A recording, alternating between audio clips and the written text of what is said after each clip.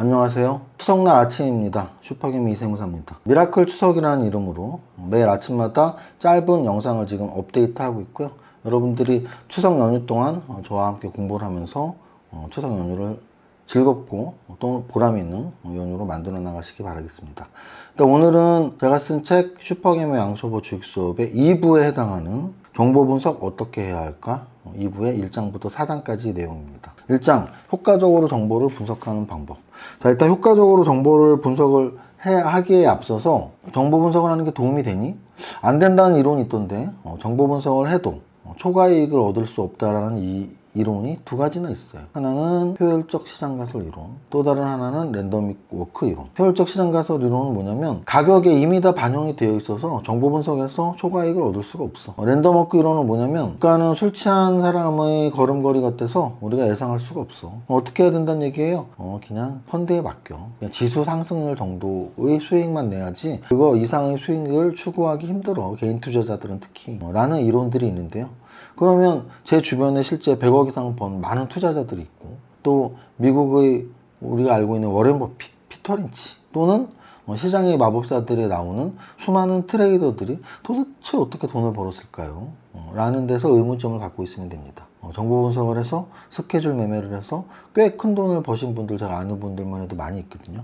그래서 정보 분석은 이론적으로는 주가에 이미 반영이 되어 있어서, 또는 주가의 움직임이 갈치자로 술 취한 사람의 움직임 같아서 초과 수익을 얻을 수 없지만, 실질적으로는 주변에 보니까 많은 사람이 이익을 내고 있네 라는 데서 출발을 합니다. 그럼 정보는 어떻게 나눌 수 있냐? 공개된 정보와 미공개 정보로 나눌 수가 있어요. 그럼 여러분들이 알고 싶어 하는 게 뭐죠? 바로 미공개 정보예요. 우리 주변에 계좌를 만드신 분들 중에 10분 중에 한 두세 분은 계좌가 없었을 때 이런 정보를 들었어요. 야, 너 이 종목 좀 사봐. 나 계좌 없는데? 빨리 계좌 만들어서 사. 왜? 굉장히 좋은 정보가 있대. 무슨 정보인데? 야, 그걸 너한테 말하면 되겠니? 나도 몰라. 그게 바로 미공개 정보예요. 나도 모르고 너도 몰라. 그들만 알아. 근데 옳은데. 이게 미공개 정보의 특징입니다. 그럼 미공개 정보를 믿고 사면 어떻게 될까요? 둘 중에 하나예요. 미공개 정보가 공개 정보로 확정이 되든지 사실로서, 또는 그런 게 어딨어 하고 그냥 사라지든지. 자, 그냥 사라지면 당연히 실망 매물이 나와서 주가가 끝나겠죠. 확정이 된다면, 그 전에 이미 주가가 올라가 있다면 빼딱 컴플리 현상 때문에 주가가 또 못 올라갈 것이고요. 올라가지 않았다면 올라갈 거예요. 그런데 미공개 정보가 실제 공개되면서 확정이 되고, 또 심지어 주가가 하나도 안 움직이고 있다가 확정되면서부터 올라가는 경우는 그렇게 많지가 않아요, 확률적으로. 그리고 또 하나는, 만약에 미공개 정보를 믿고 샀는데 주가가 계속 흘러내리면 보통의 투자자들은 분명히 나온다고 했는데 하고서 못 팝니다. 반토막이나 못 팔아요. 왜? 나온다고 했으니까. 그래서 우리가 크게 손실 날 때가 보통 미공개 정보를 믿었을 때거든요. 저는 미공개 정보를 웬만하면 추천해 드리지 않아요. 그러면 공개 정보에서 수익을 낼 수 있냐? 이게 핵심이잖아요. 공개 정보에서 수익을 낼 수 있으면 되는 거잖아.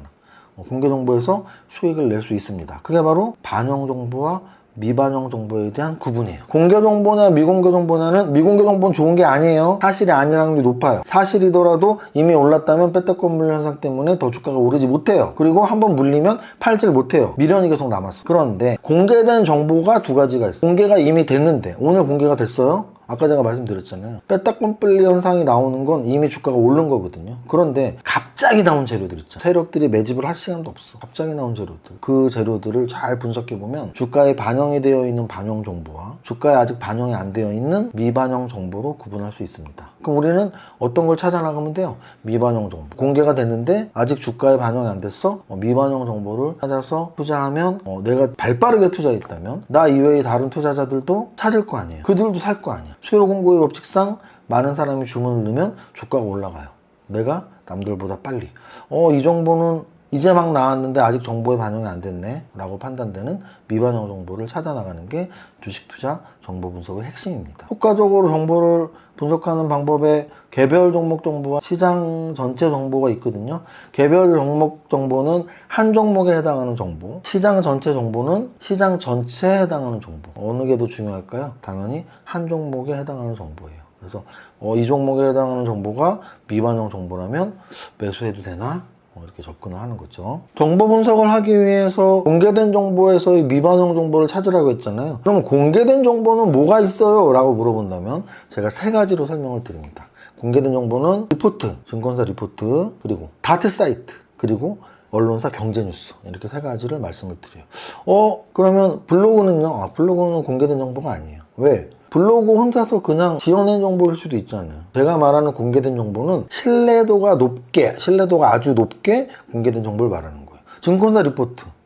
전문가들이 월급 받고 똑똑하신 분들이 증권회사 고객들 또는 불특정 다수의 주식 투자자를 위해서 쓴 게 리포트예요. 당연히 신뢰도가 굉장히 높죠. 다트 사이트. 신뢰도가 가장 높죠. 다트 사이트에 누가 거짓말로 써? 영창 가는데? 저도 5% 지분 공시 한 거 다 아시죠? 샘표식품이라는 2천억짜리 회사에 9.8%, 그 당시 한 200억 정도를 갖고 있는 공시를 냈었거든요.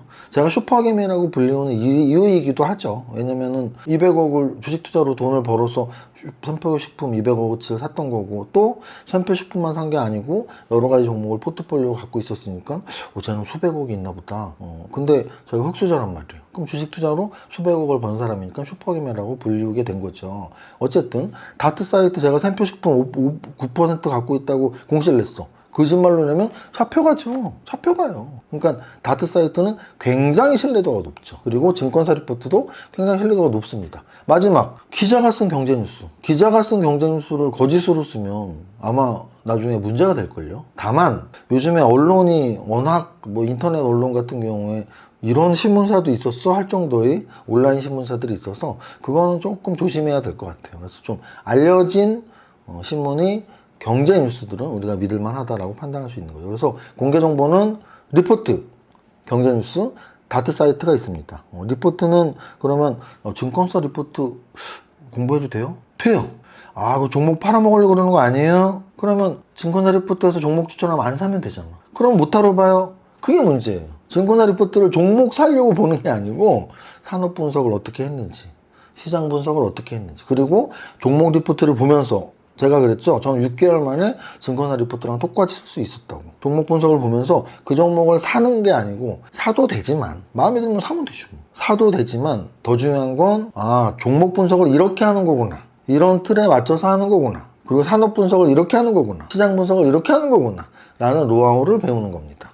그리고 산업 분석 보니까 요즘에 이런 산업이 좋구나. 그 산업의 탑픽은 뭐구나. 이런 거 공부하는 게 얼마나 좋아요. 아니 연봉 1억씩 2억씩 받는 유능한 애널리스트들이 써준 글을 보는 게 당연한 거 아닌가요? 나 혼자서 반도체 산업, 조선 산업, 제약바이오 산업, 자동차 산업, 배터리 산업, 은행업 모두 다 어떻게 공부를 해? 전문가들이 해주는 거 보는 게 훨씬 좋은 거 아니에요? 내 비서인데? 그렇지 않아요? 그래도 증권사 리포트에서는 시황 분석, 산업 분석, 종목 분석을 볼 수 있는데 아까 말씀드렸지만 뭐라 그랬죠? 시황 분석은 지금 시장이 어떻게 흘러가는지, 특히 해외 증시에서도 미국 시장이 어떻게 흘러가는지를 좀 체크하시면 좋을 것 같고, 산업 분석은 현재 주도 산업이 뭔지, 그리고 산업의 탑픽 종목이 뭔지를 체크하는 게 좋을 것 같고, 종목 분석은 따라 사는 거 싫으면 안 사도 돼. 다만 어떻게 종목 분석을 했는지, 어떻게 종목 선정을 했는지 보시면 됩니다. 그 다음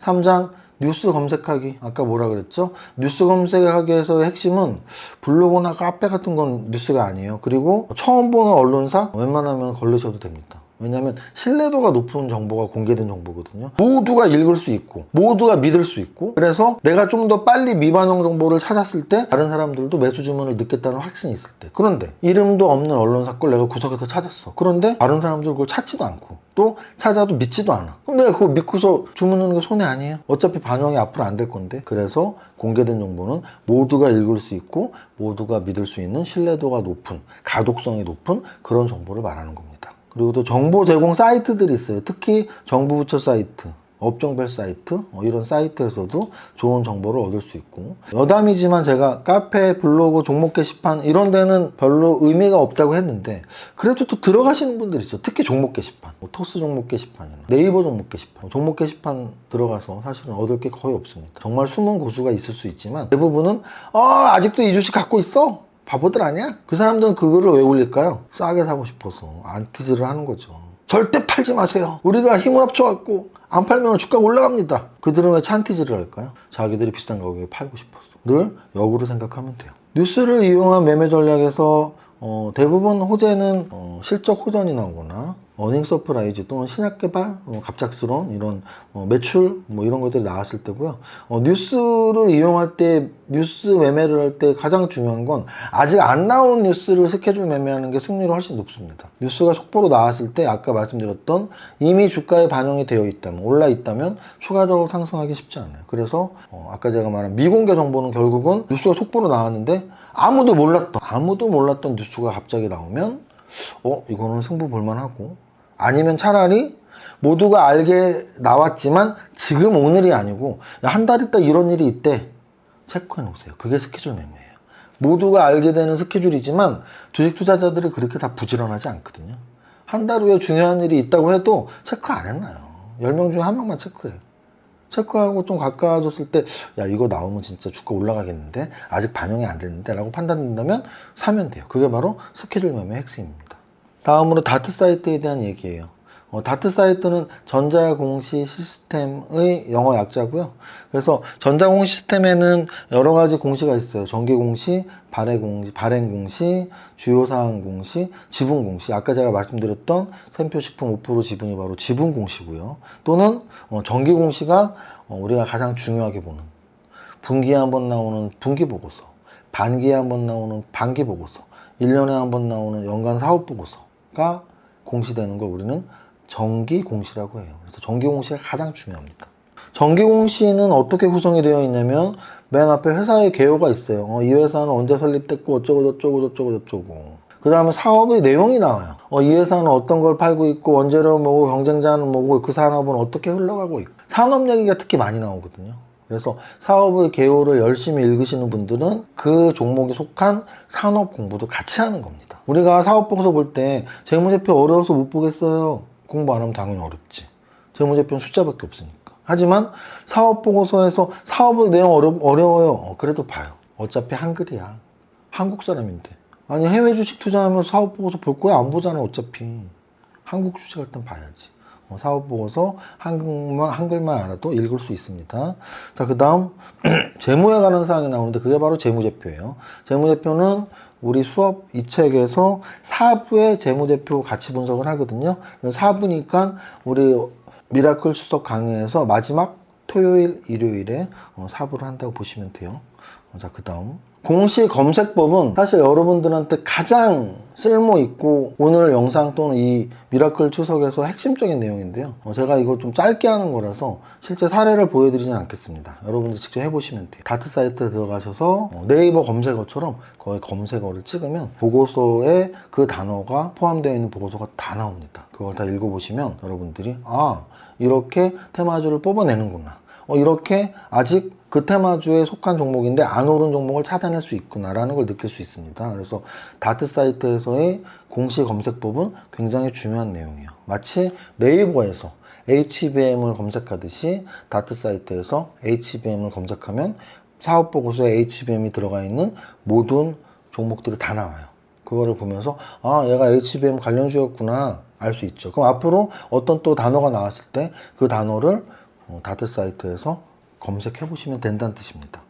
여기까지 하면 될 것 같아요. 화요일 추석 당일 미라클 추석 수업이었고요.